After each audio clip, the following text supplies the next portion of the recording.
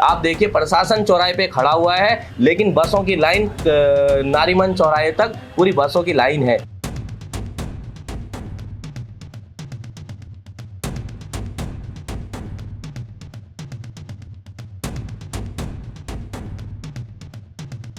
नमस्कार, स्वागत है आपका जे न्यूज़ पे। मैं हूं आपके साथ आकृति। अभी हमारी मौजूदगी है काठगोदाम के टैक्सी स्टैंड में, तो चलिए जानते हैं यहाँ के लोगों को क्या परेशानी है। नमस्कार सर, आपका नाम? जी नमस्कार, मैं प्रशांत कुमार नेगी, अध्यक्ष टैक्सी यूनियन काठगोदाम। बसों की वजह से आपको क्या क्या समस्याओं का सामना करना पड़ रहा है? देखिए, बसों की वजह से आए दिन हमारा, पहले बात तो हमारे टैक्सी मालिक चालकों का शोषण हो रहा है। दूसरी, जाम की स्थिति, बस को राउंड लेने में कम से कम एक बस को राउंड लेने में 5 से 7 मिनट लगते हैं। उस 7 मिनट के अंतराल में जितनी भी जो 500,000 गाड़ियों का जो रनअप होता है, वो जाम की स्थिति बसों के कारण ही होता है। क्योंकि बस मोड़ने में जो समय लेती है, एक टैक्सी गाड़ी जो 1 मिनट लेती है, वही बस मोड़ने में 7 मिनट लेती है। तो उसकी वजह से जाम की ऐसी स्थिति है कि चाहे वो वीआईपी मूवमेंट हो, आम जनता हो, या किसी को भी समय पे अगर पहुंचना है तो उसकी ट्रेन छूट रही है, बसें छूट रही हैं। तो ये बस सब नियमित रूप से नहीं चलने का कारण है। जो ये बसें यहाँ पे जो बिना अवैध स्टैंड बनाकर जो बसें यहाँ पे लग गई है, जिसमें प्रशासन ने बिल्कुल आंख बंद कर ली है। इनको कई बार समझा दिया है, कि कई बार बता दिया है, लिखित के तौर पे भी, मौखिक के तौर पे भी, रिक्वेस्ट करके भी, लेकिन फिर भी आंखें बंद कर रखी है। इसमें अब न जाने उन्होंने आंखें क्यों बंद कर रखी है, तो वही जाने।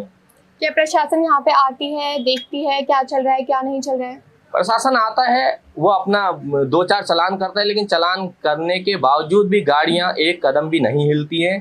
तो इसमें मुझे कहीं ना कहीं ऐसा लगता है कि हाँ, उनकी कहीं ना कहीं सांठगांठ है। क्योंकि कोई प्रशासन अगर यहाँ पे ऑथेंटिक कोई अधिकारी आ रहा है, चलिए हम अगर किसी को कह रहे हैं तो हमसे वो लड़ सकता है, लेकिन एक अधिकारी अगर एक बस नहीं हटा पा रहा है तो ये सोचनीय विषय है।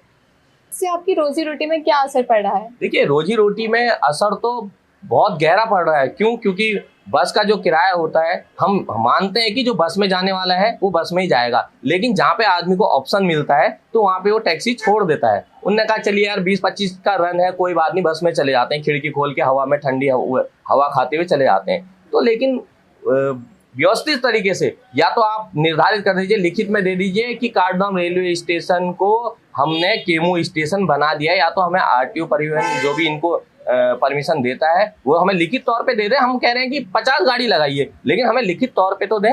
और गाड़ी अगर लग रही है तो हमें एक नंबर तो दें गाड़ी का, कि आज 2 गाड़ियां लगनी है तो इन 2 गाड़ी का, हम अध्यक्ष होने के नाते हमें एक लेटर तो आए। हमारे माध्यम से क्या कहना चाहेंगे प्रशासन को? मैं आपके माध्यम से प्रशासन से यही कहना चाहता हूँ, इसका जल्द से जल्द इसका निवारण करिए, जिससे हमें जाम से भी हमें निजात मिलेगा। और जितने भी अवैध स्टैंड बने हैं, जो भी अभी यहाँ कितनी बसों के कितने अवैध डग्गा मार टैक्सी स्टैंड बन चुके हैं, लेकिन मेरा कहने का मतलब यह है, इनकी नाक के नीचे यह काम हो रहा है, तो क्या इनको दिख नहीं रहा है? एक काठगोदाम में बैठा हुआ प्रशांत नेगी को पूरे हल्द्वानी की रूपरेखा दिख जा रही है। क्या प्रशासन का काम सिर्फ चालान करना रह गया है, या रोडों पे सड़कों में छाया के नीचे गाड़ियां रोक के जाम लगा के उनके सिर्फ चालान ही करना रह गया है, या हमें नियमित रूप से शासन को नियमित रूप से यहाँ पे गाड़ियों को चलाने का भी अधिकार है? धन्यवाद। धन्यवाद। नमस्कार सर, आपका नाम? मेरा नाम रवि कपूर, मैं कुमाऊँदार टैक्सी यूनियन काठगोदाम से हूँ। आप क्या काम करते हैं और आपको यहाँ पे क्या परेशानियों का सामना करना पड़ रहा है? हम लोग यहाँ से टैक्सियों का संचालन करते हैं पूरे कुमाऊँ के लिए। अभी हमारे लिए जो परेशानियों का कारण ये बन गया है कि बीच में प्रशासन ने यहाँ पर कैंची धाम मेले के लिए 14, 15, 16 3 दिन के लिए हमको बसों की, पहले इन्होंने कहा था 2 बसों का आपको जगह आप दोगे, हमने कहा ठीक है। उसके बाद जब उस 3 दिन के उसमें हमने देखा तो यहाँ 20-20, 30-30 बसें लगी थी। चलिए वो 3 दिन के लिए जो इन्होंने दिया था, उसके बाद अभी जो बसें अब लग रही हैं, इन बसों का कोई ना, तो इन्होंने कोई मतलब हमको एडवाइजरी दी है कि ये नंबर की बसें अब आप लगाएंगे। अब अगर जो अवैध बसें लग रही हैं, इनकी जिम्मेदारी अगर कल को कुछ होता तो इनकी जिम्मेदारी कौन लेगा? हमारी यूनियन ले, या फिर केमू यूनियन ले, या फिर आरटीओ साहब ले? आपने प्रशासन को कोई ज्ञापन सौंपा है इसके बारे में? हम लोगों ने प्रशासन को, हमारे अध्यक्ष जी ने मौखिक भी दिया है, लिखित भी दिया है, उसके बाद भी अभी कार्रवाई कोई नहीं हो रही है। बसें लगने का आप ये मतलब लगाइए कि एक बस का लगने का मतलब कम से कम 6 से 7 गाड़ियों की सवारी। उसके अलावा अभी हल्द्वानी शहर के अंदर अगर मैं नाम गिनाना चाहूँ जो अवैध टैक्सी स्टैंड बन गए हैं।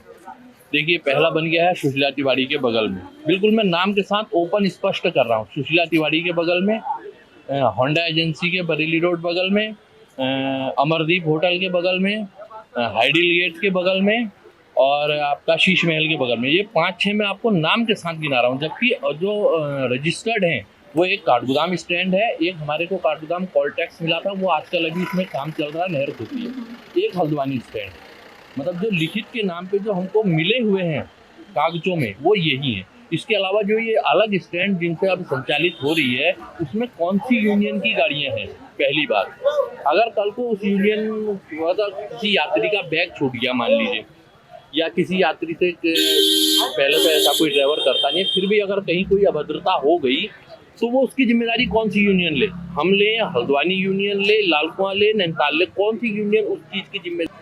अगर किसी यात्री का मैं कह रहा हूँ मोबाइल छूट गया, गाड़ी वाला चला गया, अगर आप यूनियन से ले रहे हो, काठगोदाम यूनियन हल्द्वानी, तो हमारी यूनियन एक स्लिप काटती है यूनियन की, उसमें यात्री का नाम, यात्री का नंबर, ड्राइवर का नाम, ड्राइवर का नंबर।